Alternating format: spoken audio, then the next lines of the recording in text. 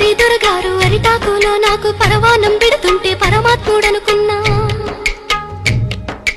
ఆడు కొమ్మని నాకు ఆట బొమ్మాలిస్తే దయగల్ల మా రాజు ధర్మాత్ముడనుకున్నా.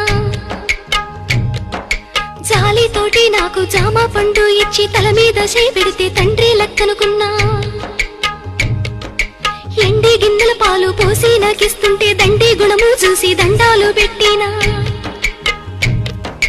కాటు వేసేదాకా తెలవాదయ్యా నాకు కడుపులో విషమయ్యి అది పెరిగిపోయింది. కొరగాని బతుకయ్యి పోయిందయ్యో పోయిందయ్యా. కొరివి పెట్టి సాగనంపాలయ్యో సంపాలయ్యా.